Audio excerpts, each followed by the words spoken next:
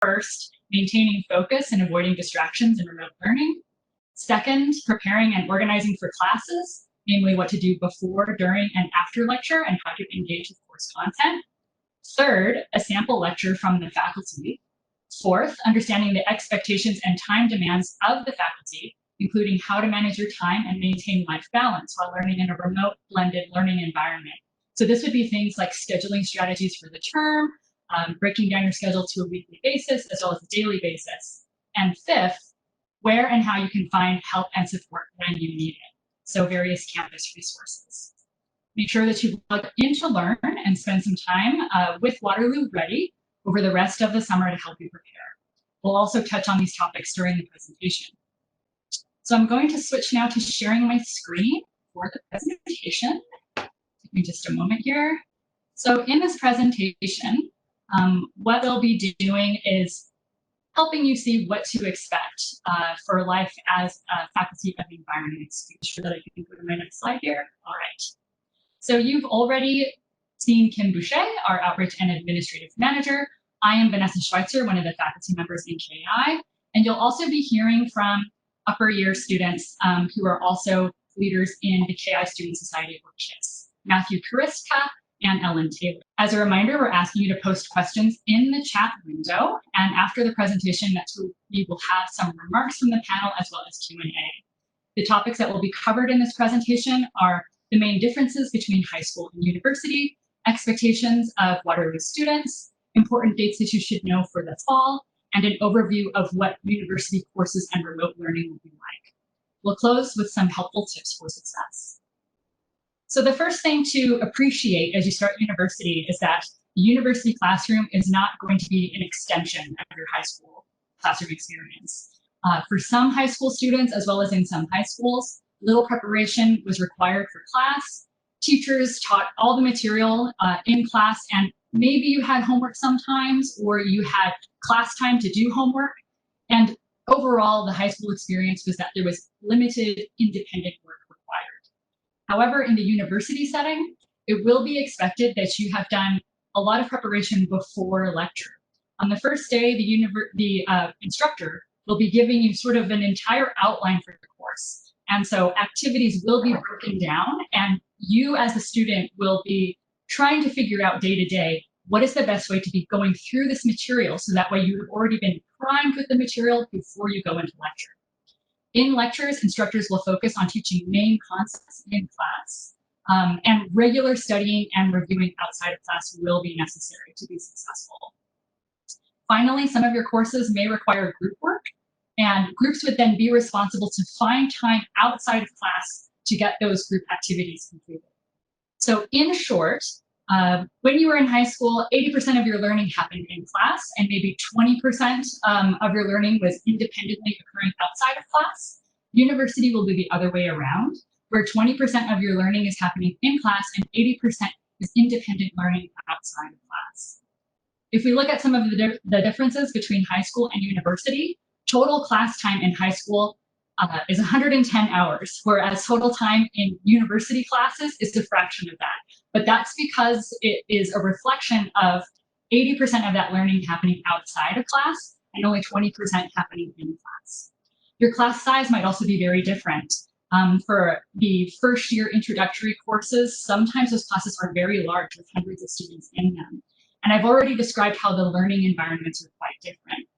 Your course load at university may also be heavier. You're expected to take 5 courses, whereas in high school, maybe you were only taking 4.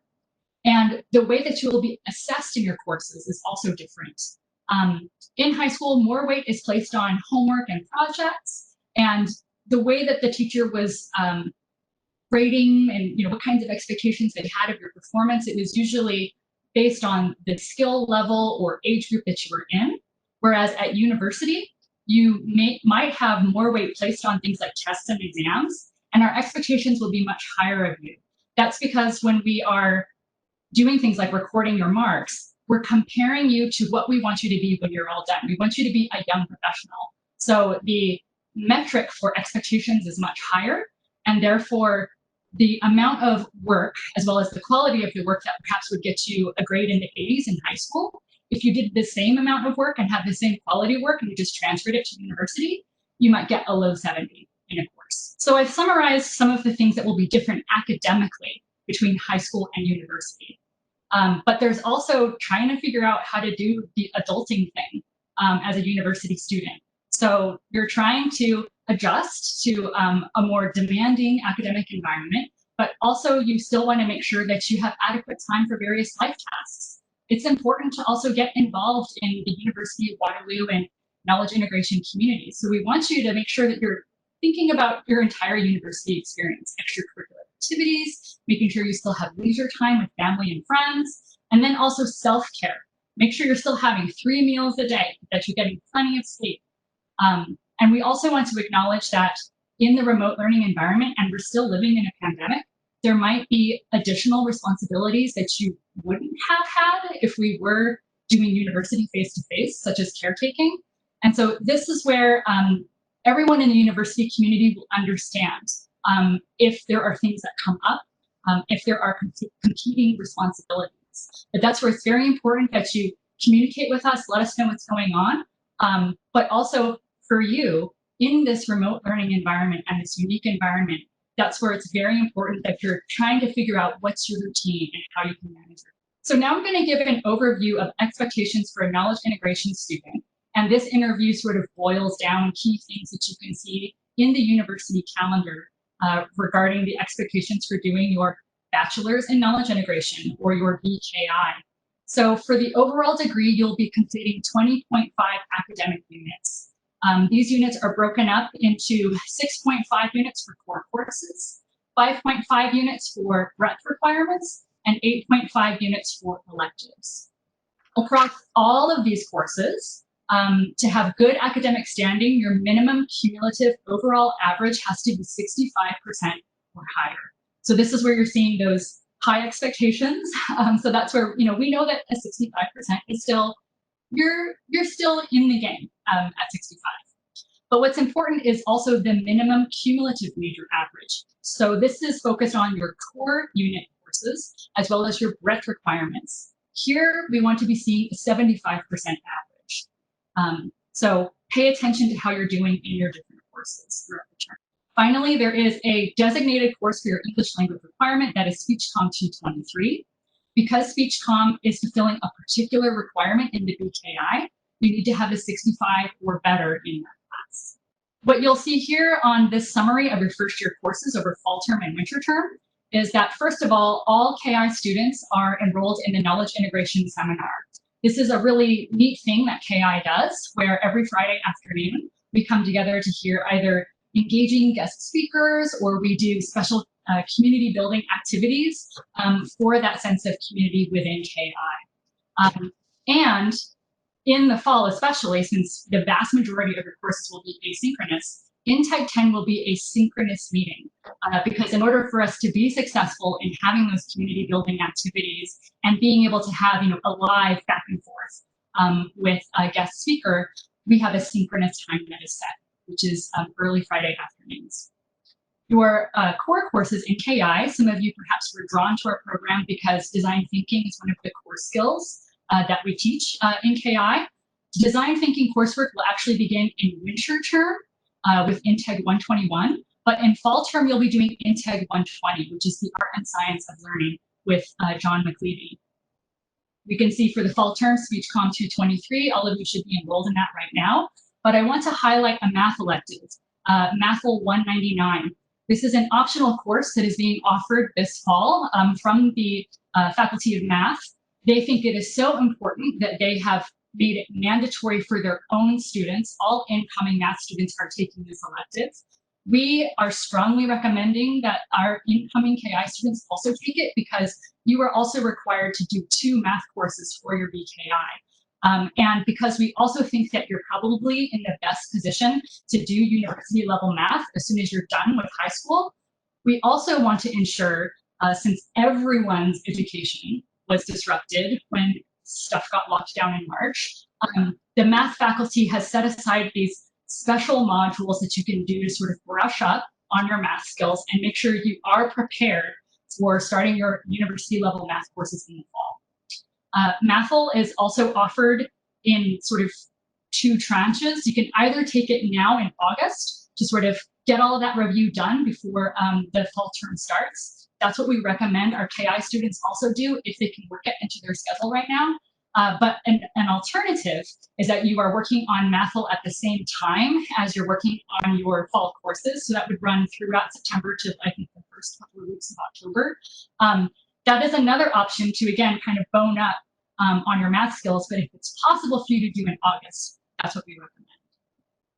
Finally, you will regularly be having courses of your choice to select.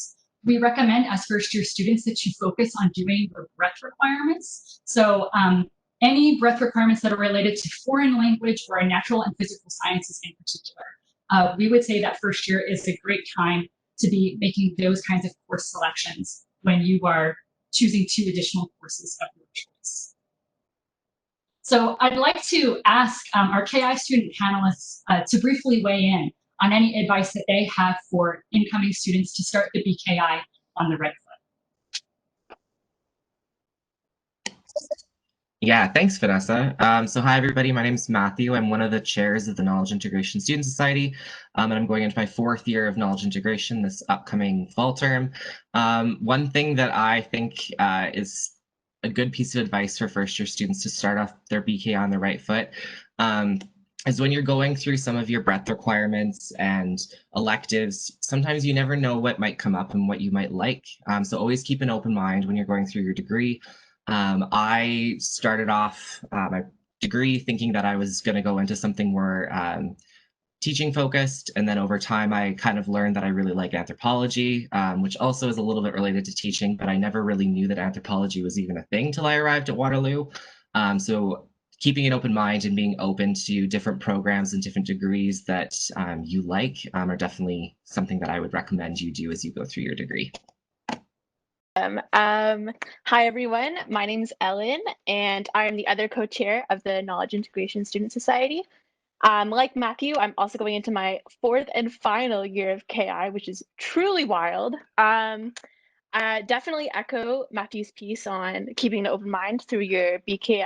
I think that's an awesome piece of advice to get you started on the right foot. One thing I would also say is for me in first year, the social dynamic is very different in university.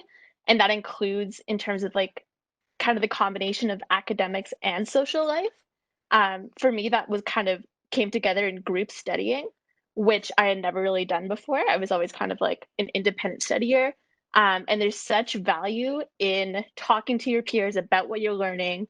It really helps solidify it. So that's something I would say to keep in mind your first year is talking to people around you if you have questions about a course or something you're learning or something you just find really cool and want to share. So that's what I would say to get you started on the right foot. Well, thanks a lot, you two. And this is where, just to follow from what Ellen is saying, I believe that some of the things that Waterloo really touches on are some of the perhaps creative ways that you can still do things like capturing group study, perhaps, a small group of you deciding to all watch a recorded lecture at the same time so you can have that live chat, even if your instructor previously recorded a lecture that you're supposed to listen to. But again, keep those questions coming in and make sure that you're sending those questions to all participants so that way we can address them during the Q&A. All right. KI is not a co-op program, but there are opportunities for experiential education. You can get credentials that recognize your experiential education experience. One of those programs is a university-wide certificate program called Waterloo Edge, which augments your academics that you're already taking with experiential opportunities.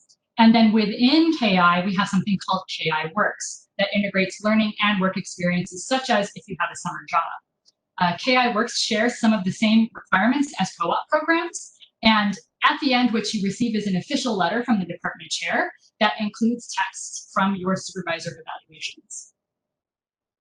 So some important dates for the fall to bear in mind are that you do have some time at the very start to sort of firm up your schedule. If you're still like deciding whether or not you really want to stick with a certain course, that's okay to add and drop classes.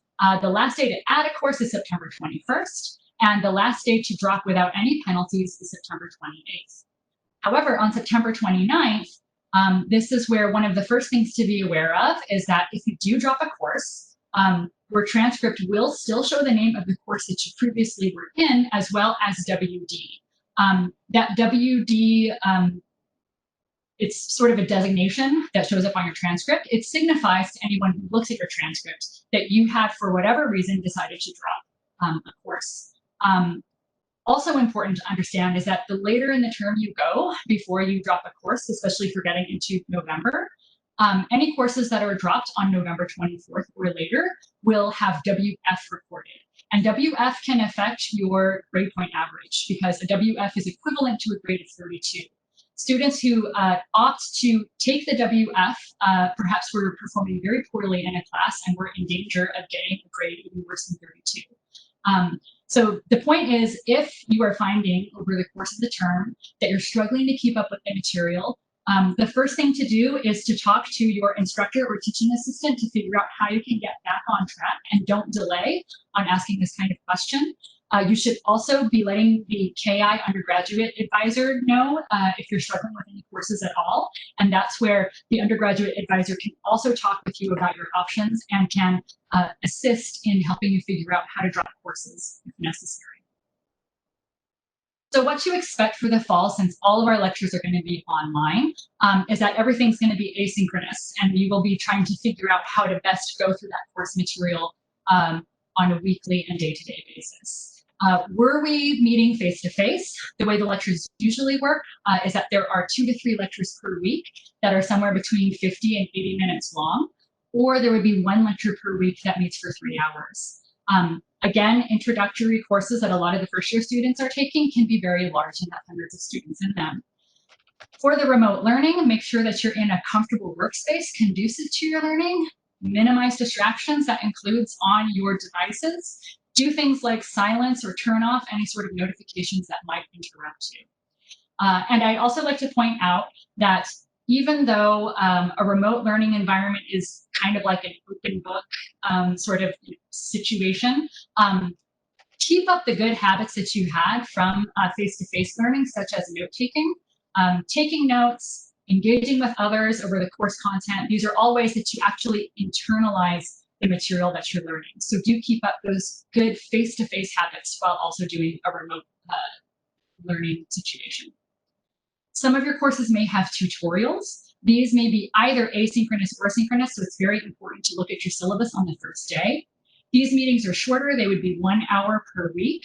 And if you're in a huge class with hundreds of students, the tutorial sections would be smaller.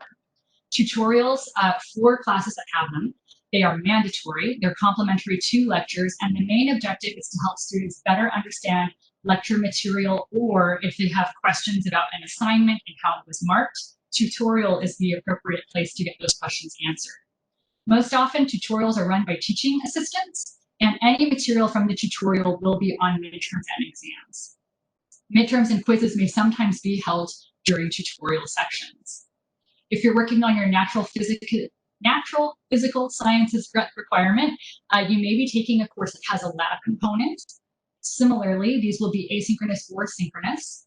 The hours could range up to 3 hours per week. Again, you'd have a smaller number of students in lab compared to lecture.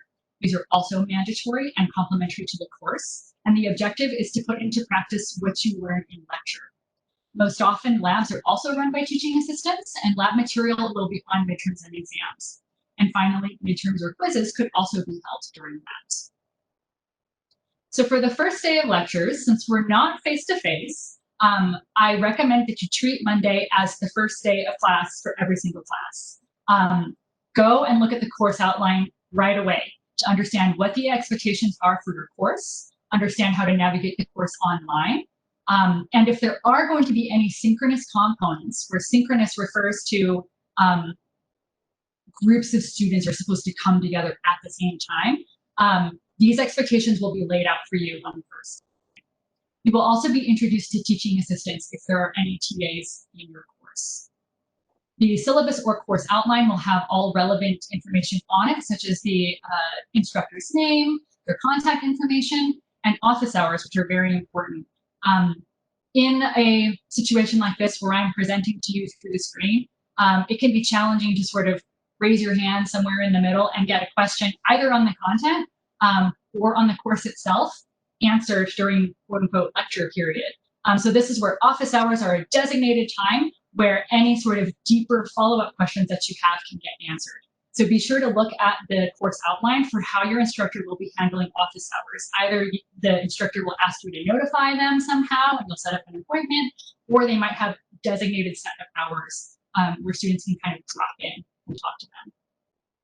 There will also be things like the course description and objectives in the syllabus, any required texts or readings, an explanation of how your grade will be calculated, that is the evaluation structure, and institutional policies that relate to things like expectations for academic integrity, how disciplinary actions are handled, the appeals process that students can follow if they have any concerns about disciplinary actions, and also additional resources for students, such as students who may have disabilities.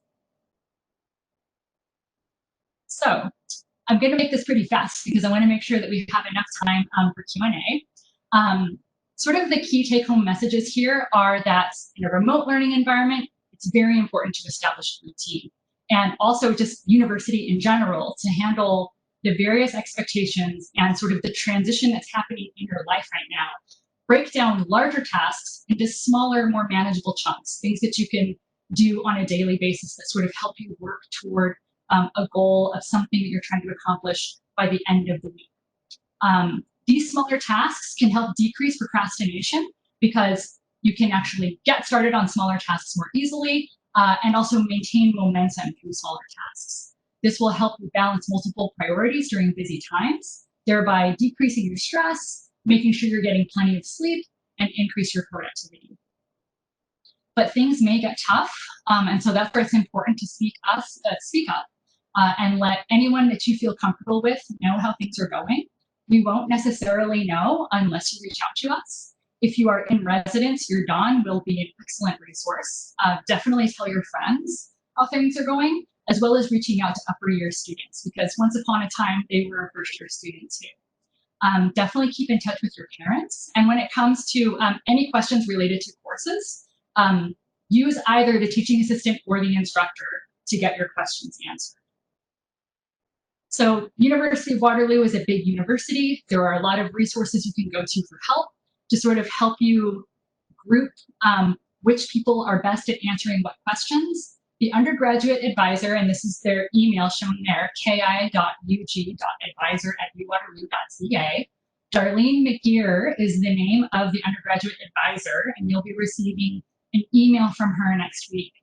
She will help you with general academic support. So this includes things like if you're considering dropping a course, how you would go about doing that, and also what the ramifications would be for your progress towards the BKI if you need to drop a course.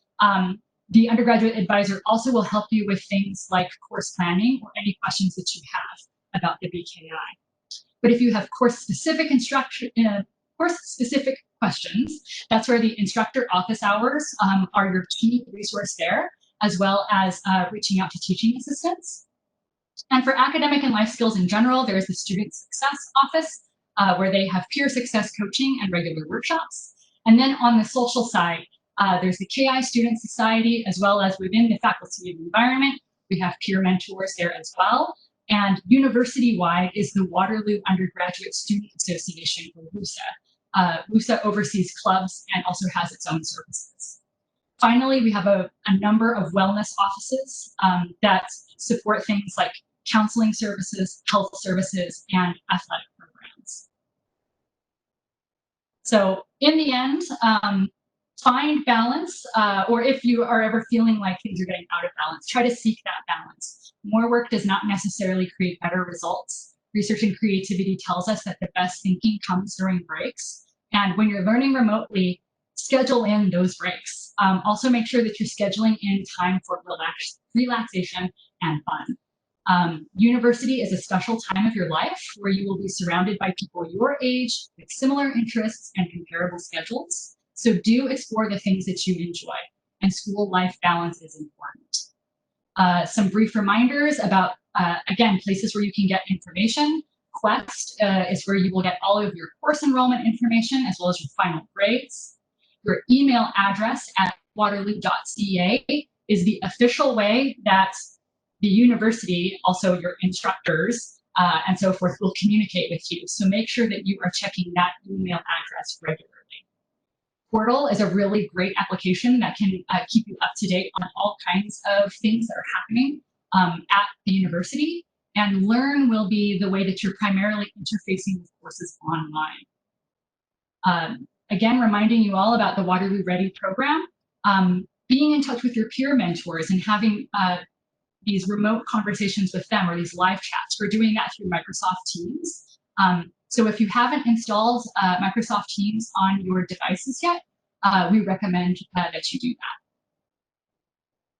So in sum, the habits of highly successful students is that they create a network of friends and they stay connected, including to their virtual community.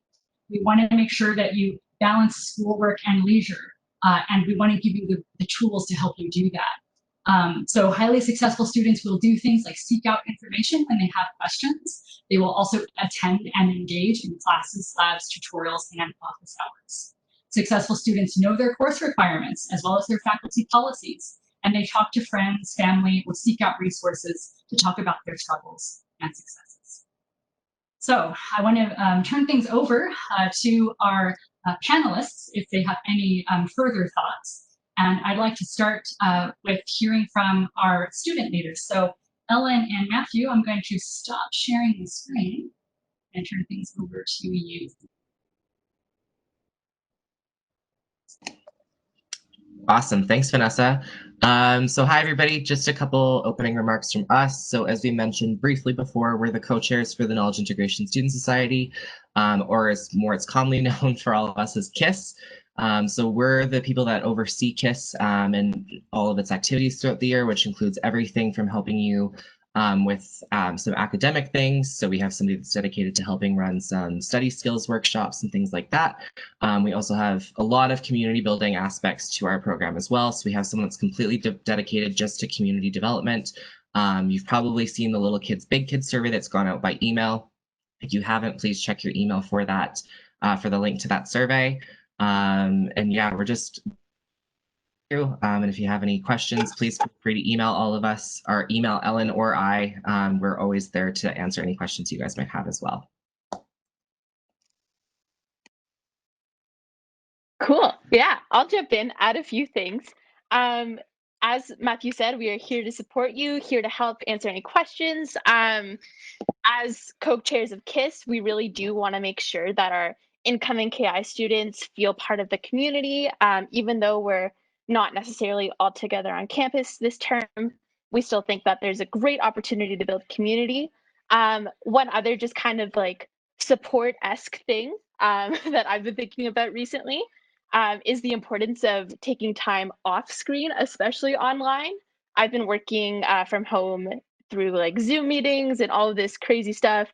And by the end of the day, I'm like, I need to like go outside, remember what the sun feels like. So would recommend doing that. It's fun. University is an exciting time. So it's going to be all right. That's kind of my bottom line. It will be okay. There's lots of support, as Vanessa said. Talk to your profs. They're there to support you. You will be all right. That's the bottom line. So thanks a lot, you two and Kim. Probably now is the best time for us to be turning over to answering some questions that are coming in through Q&A. Could you help direct us to which questions to answer first? Yes, I see some good ones. Alan, you've been on fire, which is awesome. That's a KI student for you. Gets in there, asks lots of good questions. So first one is Alan, I'm going to actually take this one if that's okay. He's asked, what's the difference? What are the key differences between KI Works and Waterloo Edge? And because I help with KI Works, I'm going to jump in, and I know the rest of the questions will be answered by others. But KI Works can count towards some of the Edge experience requirements. And also Integ 121, your first year core course in design, collaboration, and problem solving, that also counts towards the skills articulation requirement of Edge. So they're complementary things that students can do both and often do both of them. And yeah, KI Works can count as part of Waterloo Edge. The other question I see, a very good one from Alan, and I'm going to ask Ellen and Matthew to jump in and comment on this. This is kind of the question of the day, really, of the year, of the term. How can you create friendships from people outside of KI when you're not from the faculty? I imagine this would be more difficult in the virtual environment as well if learning is not synchronous. Fantastic question. Ellen and Matthew, what do you think about that? Sure. Great question, Alan. I think KI is really special in many ways, but one of the really cool things is that you are taking courses with a bunch of different people and a bunch of different faculties. And through that experience, I've made friends in science course, like who are in science programs through taking science courses, or in French programs, taking French courses. So you do kind of expand your network that way. Being in an online environment, it is a bit trickier, but it's not impossible. There are lots of ways to connect online through email, through Microsoft Teams, and different virtual meetings and settings. You can kind of do some stuff like that through environment ESS. So there's the Environment Student Society. So like KI and KISS were like a little thing underneath like a big umbrella of the Environment Student Societies, and they run a bunch of different events online this year and this term, but also in person if we're back on campus. So that's where you can see all of the peers in the Faculty of Environment. Matt, do you have anything to add? Anything I forgot? Yeah, sure. So one thing I would add is just group work doesn't go away. So if you're ever taking classes in your electives or your breadth requirements, you will still probably get the opportunity to meet different people from all sorts of different faculties and departments. A lot of times you kind of meet the most interesting people, I find, when you're doing group work, which is lots of fun. Like for instance, I'm now friends with somebody from the math faculty and from engineering through one of took just kind of out of the blue. So that's always lots of fun. As well as if you're joining residents this upcoming fall term, or in the winter if you're not coming to campus in the fall, that's a great place to meet new students as well. The St. Paul's is the Faculty of Environment's Living Learning Community residents, but they don't just have, if you are going to live there, they don't just have environment students. So there are still students from science and engineering and arts and applied health sciences that all live there as well. And elsewhere on campus, you'll also find that. So it's not just environment students, not just knowledge integration. There's lots of opportunities for you to be surrounded by people from all different departments and faculties. I'm going to jump in here because you got to keep sending some questions in. So I'm going to send a question to all of our people here. Just put in the chat, who is, are you living in residence or are you going to be living at home this fall? That would be interesting for us to see. Okay, so I see Alan says, are there any indicators the learning might be mainly in the winter term? I'll mostly be living at home. Amy says at home in the fall and hopefully in the winter. Naya, St. Paul's in the fall, that's Matthew's place. Maddie, living at home, online courses. So let's, I think Vanessa might be a good person to answer the question from Alan. Are there any indicators that learning might be mainly online in the winter term as well? I know I could probably comment, but I think Matt or Vanessa, you'd be a good person to get your crystal ball out. Yeah. Here, I'll pass it to you, Vanessa. Here. Yeah. So there are no official indications for what will be happening in winter term. What I can say is that the university is slowly reopening. There are graduate students, for instance, who are slowly trickling back to campus, especially to finish things that are related to their research, like doing lab work, or for graduate students, their experience revolves around writing a thesis. And so their ability to like come back to their office and have a quiet environment to work on such things. So to the extent that the university is trying to figure out how to slowly reopen, this is also where the university is trying to think ahead to if we could possibly reopen in the winter, how would that work? But again, there have been no clear indications of what to expect. Everybody is waiting and seeing. And I think that we're also really following the public health guidance. And so right now, right, everything's cautiously happening fairly well. I was actually just looking at the Waterloo public health statistics because I was trying to decide whether or not to keep my dentist appointment for today, and it looks safe right now. But yeah, winter term is far ahead, and so we don't have a clear answer yet for if we're going to have another remote term or if we are going to be. Any other questions? Okay, I have a question for Matthew. Tell me about what was your involvement at St. Paul's residence? Yeah, sure. I know you had a lot. Yeah. So I lived there in my first year, just kind of coming in like all of you, but I've been donning there for the past 2 years, and I will be going back this fall for the full year. So if you live there, you will see me all the time.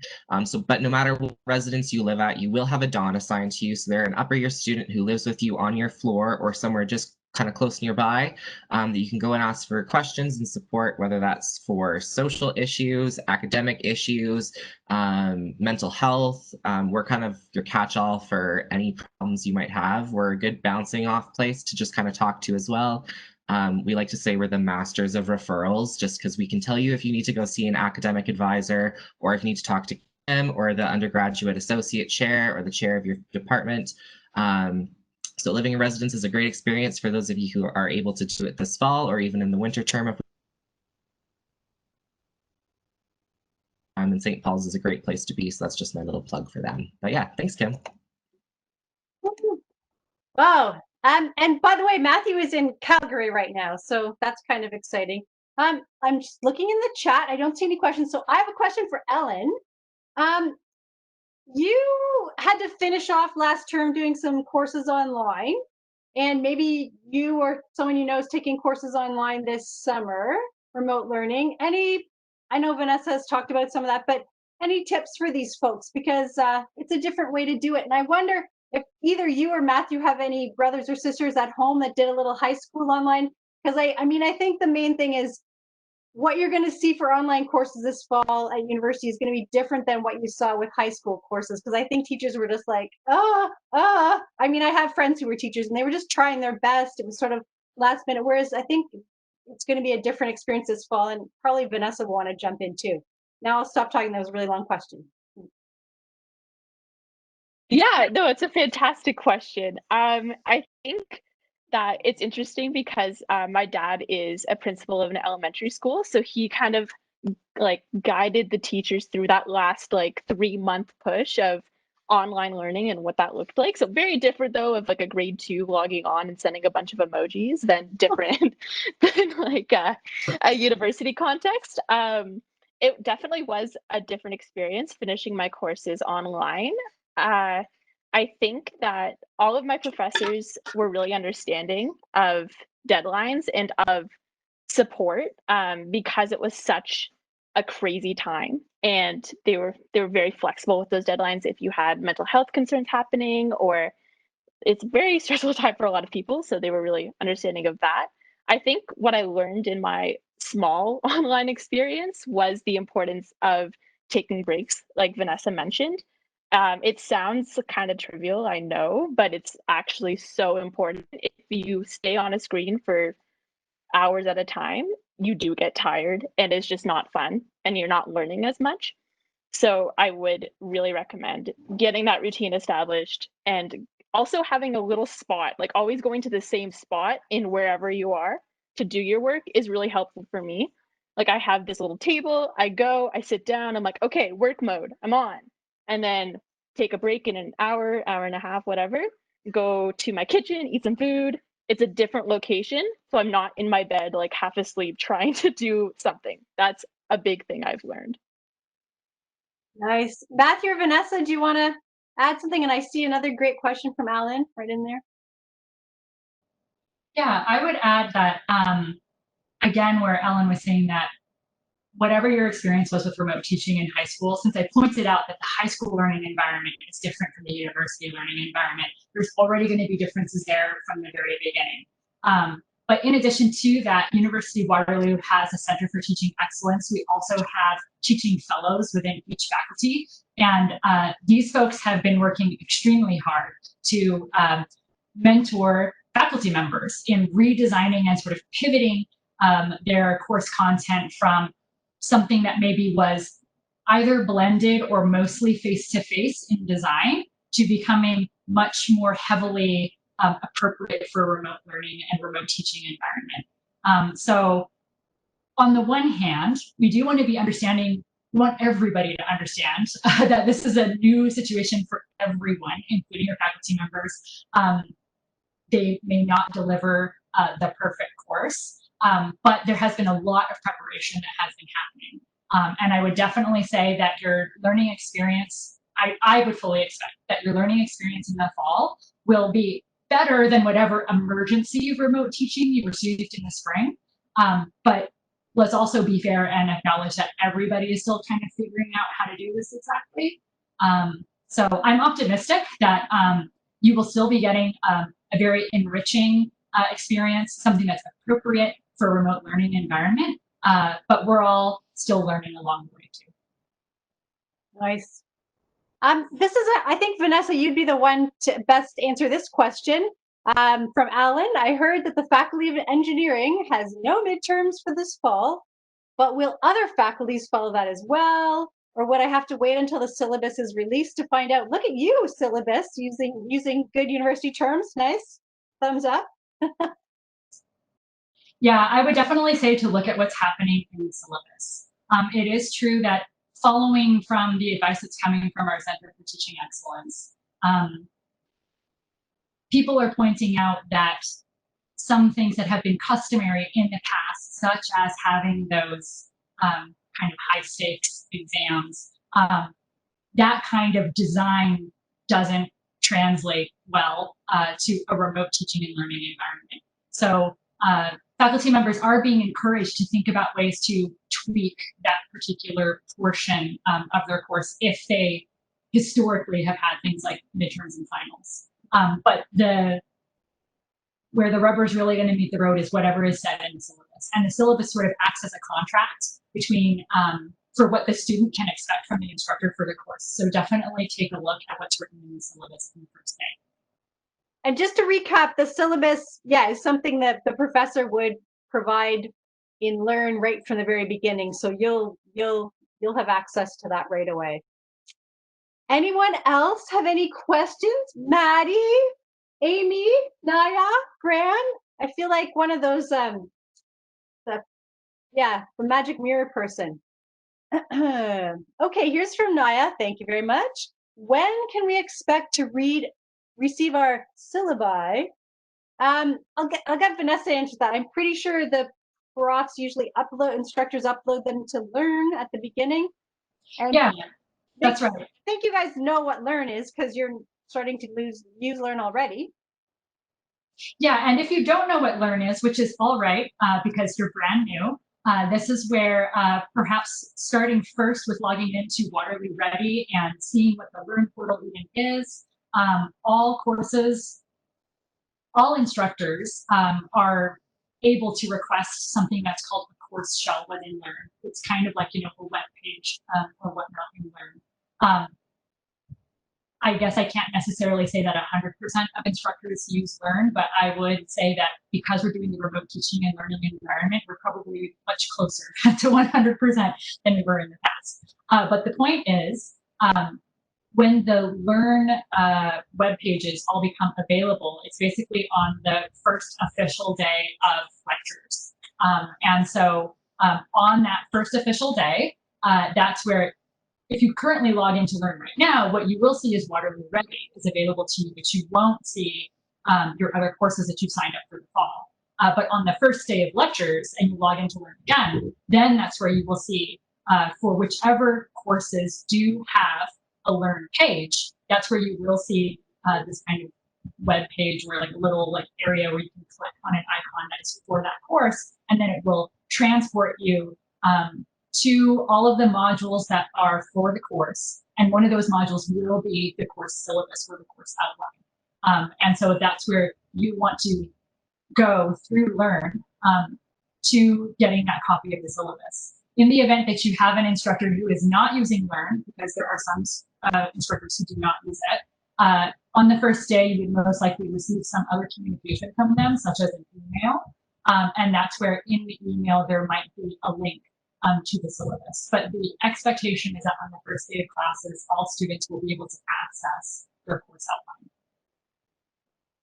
And if you, just a little tip, because I'm the person that looks after the KI website, if you want to see an example of what a syllabus looks like, I've posted previous ones. So if you go to the KI website and look under courses or whatever, like, so say, for example, Intake 120, you can see the syllabus from last fall. It's going to be a bit different each year, but at least that gives you an idea of the kind of thing that's in a typical syllabus and that kind of thing. But the official one for fall 2020 will be available at the beginning of the course.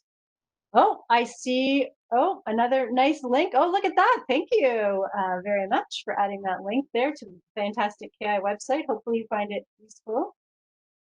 Okay, this is for the students. Okay, Matthew and Ellen. Get out of your Snapchat or whatever you're doing and listen. Just kidding. No one uses Snapchat anymore. This is from Alan.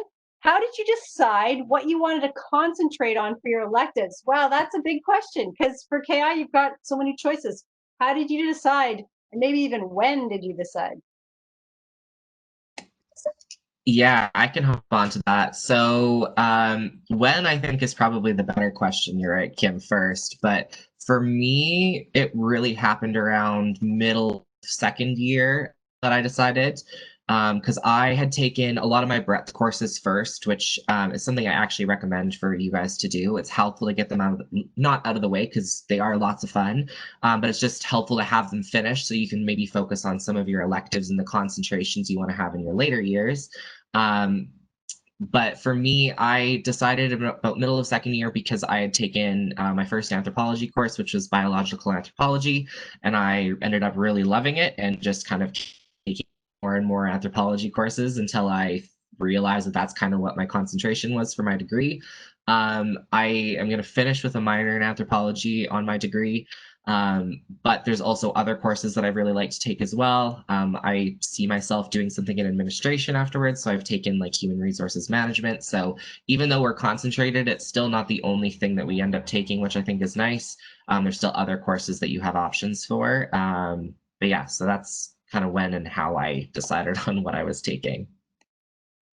Ellen, and I'm watching the time. I think this is going to have to be pretty much the last answer. So, Ellen, what do you? How did you figure out and decide where you wanted to concentrate your lessons? Okay, I will be quick. So I, around the same time as Matt, I would say kind of end of second year. It's funny because in first year, I did go down that rabbit hole of I have to specialize. Oh my goodness. I honestly went to Darlene with like, can I do a minor in chemistry, French, and philosophy? And she's like, okay, like let's take a breath. So I would definitely recommend to just kind of, there's no rush. You don't have to take a minor. Like that doesn't have to be a thing that you do.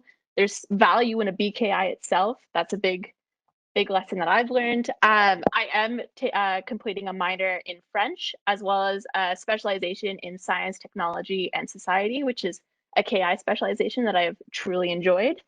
So that's kind of what I would say, is that don't feel rushed to declare a minor or a major. There's lots of time to decide what you'd like to do with your degree. Awesome, thank you. I'm mindful of the time. I see we have 2 minutes left. Why don't I give the last minute to Vanessa, and then I'll do just a little quick wrap up. Anything to add or say or? Yeah, I think I would just add from, I liked Ellen's example of trying to figure out in first year, how do I minor in French and chemistry? And I forget what the third one was that you mentioned. Speaking of someone where if you do look at my bio, I actually did take on a lot of minors. When I was an undergraduate student, I was at a university where KI did not exist. But I ended up with the minors that I had because in first year, for example, maybe I had enough direction to say, I like speech communication. I'm already, my major ended up being physics, so I was already taking a lot of math classes, and that's where I was like, okay, it makes sense that I would have maybe a mathematics minor. Some things kind of fell into place because there were certain courses I had to take that were prerequisites for other more advanced courses I wanted to take later on. So I would say that when you're looking at trying to figure out your breadth requirements, for instance, if you are looking at course titles or course descriptions that are like 300 level courses and they look super cool. But in order to get into that 300 level course, there's like 2 other courses that you have to take first. Kind of backtrack and maybe figure out, that can kind of help you figure out what your first year courses ought to be. And things like chemistry, for instance, those entry level chem courses, those open doors to a lot of other courses later on. So if you already know that you like chemistry, for instance, and you're in first year, go ahead and take that for your natural physical sciences breadth requirement. And then don't worry right now about how it actually is going to create a concentration for you later, because you'll have time to explore and kind of put the puzzle pieces together at a later time. Great. Well, we need to wrap up here, and I see Naya put a little note in there that D2L and Learn is connected. They're made by the same company, which is awesome. And Alan's putting a note in here too. I don't know. Thank you all so much for participating. As we mentioned, this session was recorded and will be shared with you in Waterloo Ready Learn course. And as a reminder for your parents or supporters, be sure to have them sign up to receive the monthly newsletter and to tune in to one of our parent and supporter live chats on August 5th or August 11th. Take good care of yourselves. Bye. Bye. Everybody. Thank you, Matthew. Bye.